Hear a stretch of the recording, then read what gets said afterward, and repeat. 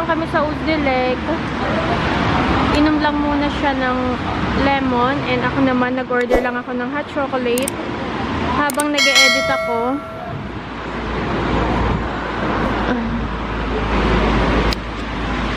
Sumaglit lang kami kanina sa Uzdelek.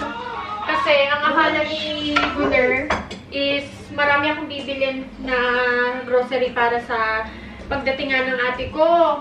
Eh, sabi ko, pag dumating kasi yung ate ko dito, one day lang kami mag-i-stay dito ng full day. Tapos kakain pa kami sa labas nun since mag-celebrate kami ng birthday. So, most likely talaga, ang kailangan lang talaga is pang-breakfast na. So, pang-breakfast lang talaga. Kaya hindi kami bumili ng mga pang-dinner since sa labas naman kami kakain nun. Ang makakain lang pagdating nila dito, ate ko lang naman talaga, rice, ayan. I will cook, ma'am will cook Filipino food. And then, sa mga pamangkin ko naman, hindi naman sila nakain ng mga Filipino food, except for Kuya Sir siya, si It. Pero kasi kasama niya yung girlfriend niya, so, most likely, mga ano yan talaga, yung mga food na, alam mo yun, mga Dutch food. But since andito sila sa Turkey, so I guess, mag-order na lang ako ng food para sa kanila. Kaya ang binili lang talaga namin is mga pang-breakfast din yung mga kailangan dito sa bahay. Hindi talaga kami nag-grocery. Yung baka siguro is, alihin na lang namin. Thank you. Is, bibili na lang namin sa Charcy. Thank you, anak.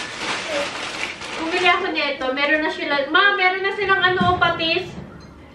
Oh, yan, may patis. Eto guys, ang dami ko nang binili. Sabi ni Gunnar, anong ginagawa mo?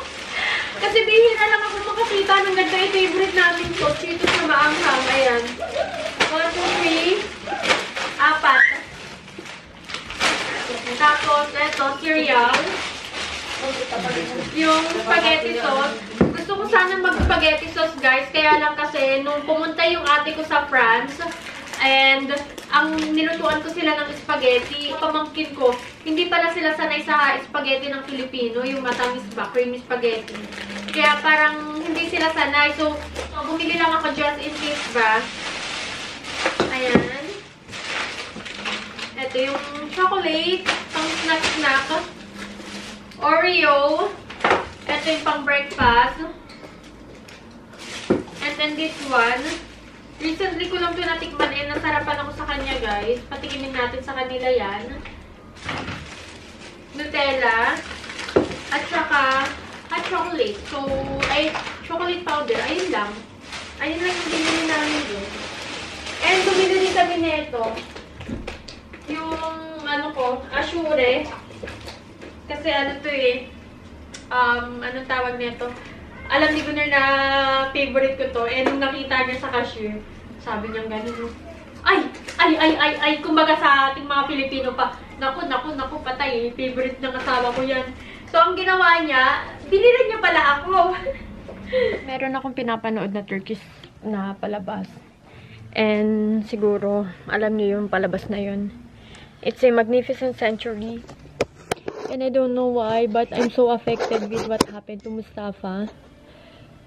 He was executed, ordered by his father, which is Sultan Suleiman.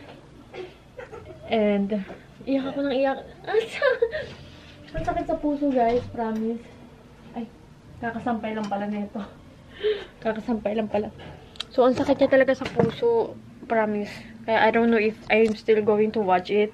Actually, this series made me cry so many times. But it's one, so, bigat niya lang sa pakiramdam since Mustafa was innocent.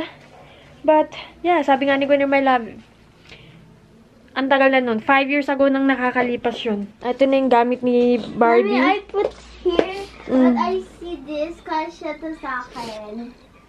Anak, gagamitin ko yan. Gagamitin ko yan. Because I put it here first because I was gonna tell you. So, ito yung mga gagamitin niya, ni Barbie. And then this, who put this here? Who prepared this? I help you. Ito naman yung kayanin. Meron natin siyang siso sa loob. Oh? And lipstick. Ito, Aba. makeup.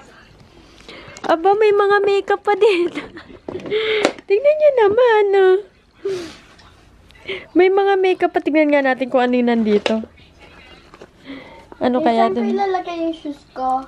What are these? Ah, may mga colors pa. Oh, mga pang ano nila, activities, just in case. Oh, kompleto na talaga. Ang cute. Yung kay Barbie naman, eto.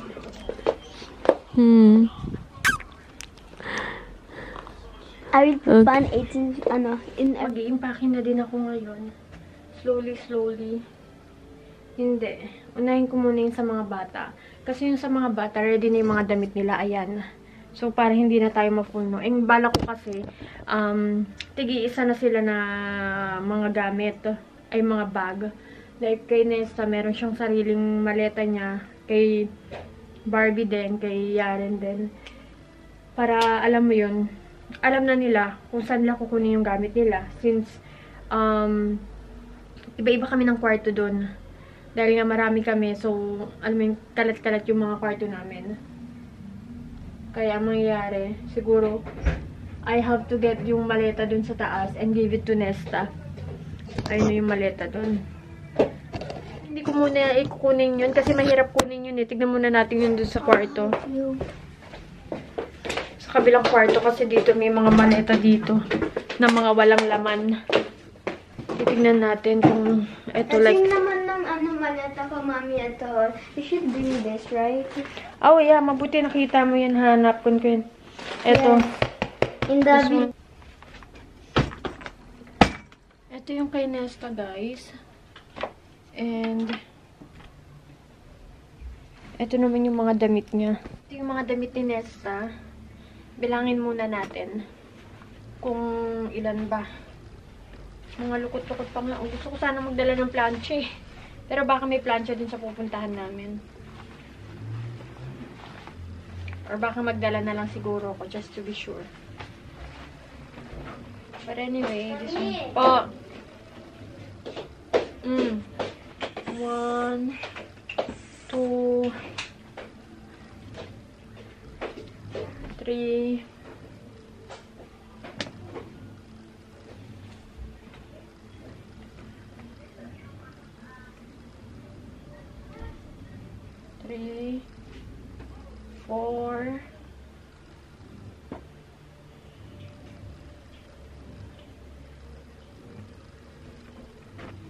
4, 1, 2, 3, 4.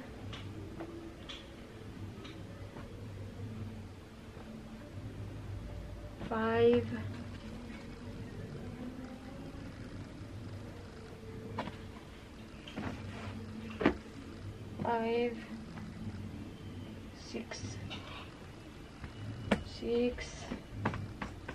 6. So, kailangan pa siya ng another 6.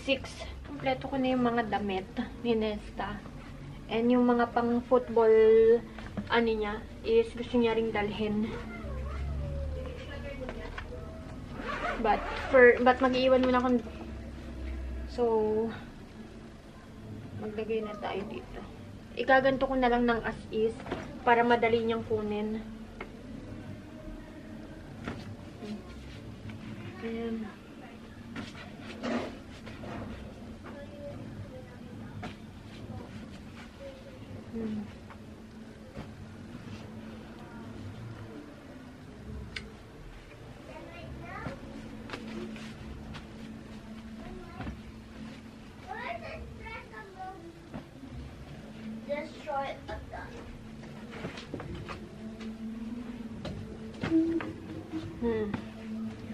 Tapos, eto naman yung mga pang-swimming niya. This one. Siguro yung mga pang-swimming niya, ilalagay ko sa isang bag.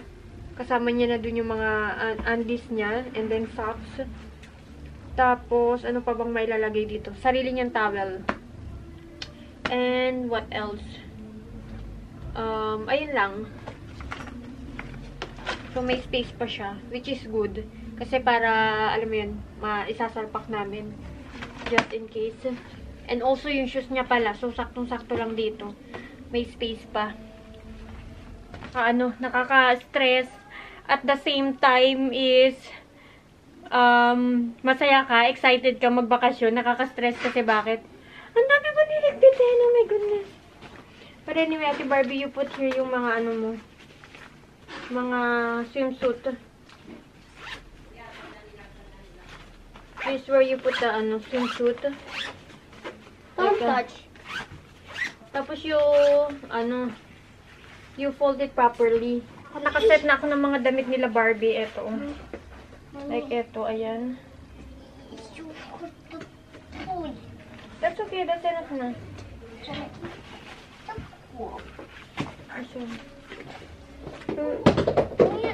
Pag pumunta tayo saan tayo, mami, anong gagawin ko agad? Swing!